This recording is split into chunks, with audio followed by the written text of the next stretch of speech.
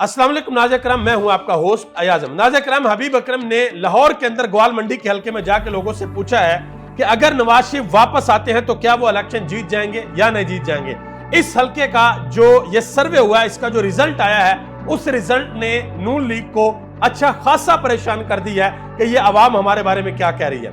और दूसरे नंबर पे मियां मोहम्मद नवाज शरीफ साहब एक बयानिया बनाने की कोशिश कर रहे हैं, वो भी मैं आपको बताता हूं। और तीसरे नंबर पे इस वक्त पाकिस्तान के अंदर जितने भी बड़े जर्नलिस्ट हैं वो क्या कह रहे हैं इस बारे में कि अगर नवाज शरीफ साहब वापस आते हैं तो क्या वो कामयाब होंगे या नहीं होंगे, उनकी राय आपके सामने रखने लगा हूं। और आखिर में यह भी आपको बताऊंगा कि ये जो अब नारा लगाया जा रहा है, जी चौथी मर्तबा नवाज शरीफ साहब आ रहे हैं, कौम खिदमत का मौका दे तो हम पाकिस्तान को बदल के रख देंगे। उन्होंने पहले कितनी मर्तबा बारी ली है और कितनी मर्तबा पाकिस्तान की किस्मत को बदला है, वो सारी चीजें भी आपके सामने रखने लगा हूं। लेकिन उससे कबल मेरी आपसे मोहब्बाना गुजारिश है कि हमारे YouTube चैनल को जरूर सब्सक्राइब कीजिएगा। पहले नंबर पे हबीब अकरम ने ग्वाल मंडी के अंदर जाके, जो कि नवाज शरीफ का नून लीग का गढ़ है, वहां पे जाके लोगों से सवाल पूछा कि क्या नवाज शरीफ के आने से नून लीग इलेक्शन जीत जाएगी। तो 67% लोगों ने कहा कि इलेक्शन नहीं जीतेगी, 27% लोगों ने कहा कि इलेक्शन जीत जाएगी और 6% लोगों ने कहा कि हमें नहीं पता। अब ये जो 67% लोग हैं ये इमरान खान का वोट है, 27% जो लोग हैं ये नवाज शरीफ का वोट है और 6% वो लोग हैं जो कहते हैं जी जिसकी मर्जी हुकूमत आए हमें किसी किस्म का कोई फर्क नहीं पड़ता। और एक खातून है, उन्होंने अपने बच्चे को गोद में उठाया हुआ था। हबीब अकरम ने जब उनसे सवाल पूछा तो उन्होंने आगे से जो जवाब दिया वो जवाब जरा सुनिएगा।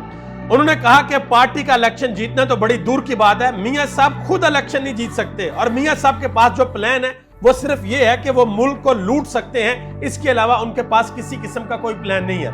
यह भी कहा कि वो बंदा जो खुद लंदन के अंदर बैठा है वो पाकिस्तान की आवाम को क्या रिलीफ देगा। मजीद उन्होंने कहा कि नवाज शरीफ जहां पे हैं वहीं पे रहे, हमें नवाज शरीफ की जरूरत नहीं है। इस वक्त पाकिस्तान में एक ही जमात है जो बड़ी जमात है और उसका नाम है तहरीके इंसाफ। और मियां साहब कह रहे हैं, उन्होंने एक बयान दिया, कहते हैं कि अवाम रोटी खाएं, बिजली के बिल दें या दवाई खरीदें, मुल्क और अवाम को इन हालात से दो चार करने वाले कौन है। पिछले 16 महीने इनके भाई की हुकूमत रही है और उस 16 महीनों में आप अंदाजा करें कि डॉलर कहां से कहां तक पहुंचा, पेट्रोल कहां से कहां तक पहुंचा, बिजली कहां से कहां महंगी हुई। और मियां साहब कितने मासूम है, पूछ रहे हैं कि अवाम का यह हाल किसने किया। अब आपको वो मैं बारियां गिनवाने लगा हूं जो इन्होंने बारियां ली हुई हैं, जो पाकिस्तान के ऊपर इन्होंने हुकूमत की हुई है और अभी मजीद इनको बारी चाहिए पाकिस्तान की तकदीर को बदलने के लिए। जरा देखिएगा, 1981 में नवाज शरीफ साहब वजीर खजाना पंजाब बने, 1985 में नवाज शरीफ साहब वजीर आला पंजाब बने, 1988 में फिर वजीर आला पंजाब बने, 1990 में वजीर आजम पाकिस्तान बने नवाज शरीफ साहब, 1997 में फिर वजीर आजम पाकिस्तान बने और 1997 में ही वजीर आला बने शहबाज शरीफ साहब, 2008 में वजीर आला बने शहबाज शरीफ साहब, 2013 में वजीर आजम बनते हैं नवाज शरीफ साहब और 2022 में वजीर आजम बनते हैं शहबाज शरीफ साहब। अब मजीद इनको बारी चाहिए पाकिस्तान को ठीक करने के लिए। ये जो पीछे 8-10 बारियां इन्होंने लगाई हैं उसके अंदर इनको मौका नहीं मिला, इनको पता नहीं लगा कि हमने पाकिस्तान को किस तरीके से ठीक करना है। और अब बात चल रही है कि जी आगे जो इलेक्शन आएगा उस इलेक्शन को मैनेज किस तरीके से करना है। तो मोहम्मद मालिक ने एक बड़ी अहम बात की है, उन्होंने कहा कि किसी एजेंसी के पास इतनी पावर नहीं है कि वो इलेक्शन वाले दिन हजारों पोलिंग स्टेशंस को मैनेज कर सके। अब वो दिन गए जब बैलेट बॉक्स भरे जाते थे, अब सोशल मीडिया का दौर है, अब जितनी भी अरेंजमेंट्स होनी है वो प्री पोल होंगी और फिर पोस्ट पोल री अरेंजमेंट्स होंगी। ये देखें, साफी भी बिल्कुल टीवी के ऊपर बैठ के सरेआम कह रहे हैं कि भाई अगर साफ और शफाफ इंतखाबात हुए तो दूर दूर तक भूल जाए, लोग इलेक्शन नहीं जीत सकते। और इलेक्शन वाले दिन बैलेट बॉक्स पे भी वहां पे पोलिंग स्टेशन के अंदर जाके धांधली नहीं की जा सकती। जो भी इन्होंने करना है या इन्होंने पहले करना है या इन्होंने बाद में करना है, जिस तरीके से अस्तौर के अंदर करने की कोशिश की गई, 9-10 दिन गुजर गए हैं और अभी तक जो फाइनल नतीजा है वो खालिद खुर्शीद के हाथ में नहीं दिया गया। टोटल 16-17 हजार वोट है और हमारा इलेक्शन कमीशन 10 दिनों के अंदर वो वोट नहीं गिन सका। आगे आ जाए, रऊफ कुलासरा ने एक बड़ी अहम बात की है, उन्होंने कहा कि ये जो नवाज शरीफ साहब आजकल बयान दे रहे हैं ना, एंटी एस्टेब्लिशमेंट बनने की कोशिश कर रहे हैं कि जो कुछ हुआ उसका जिम्मेदार जनरल बाजवा हैं, साकिब निसार हैं, जनरल फैज हमीद हैं। उन्होंने कहा कि इनके बयानात को सीरियस लेने की जरूरत नहीं है। 2006 में भी ये लंदन से बिल्कुल इसी किस्म का बयानिया लेकर आए थे कि वो कारगिल इशू के जिम्मेदार जर्नैलों को कटहरे में लाएंगे, मगर वो 4 साल इख्तिदार में रहे और कमीशन का नोटिफिकेशन तक जारी नहीं हुआ था। ये रऊफ क्लासरा ने मेहर बुखारी के शो के अंदर बैठकर बात की है। आगे आ जाए, इरशाद भट्टी ने भी एक बड़ी अहम बात की है।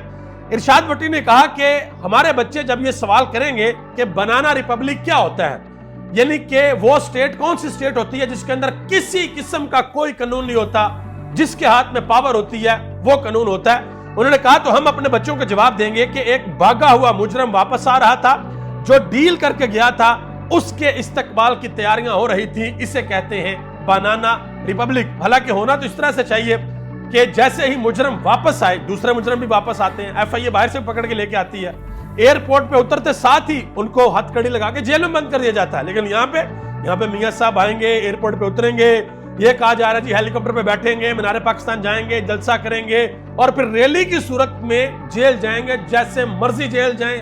अगर आपको ये लगता है कि आप इस तरीके से इमरान खान से इलेक्शन जीत जाएंगे तो ये बहुत बड़ी भूल है आपकी।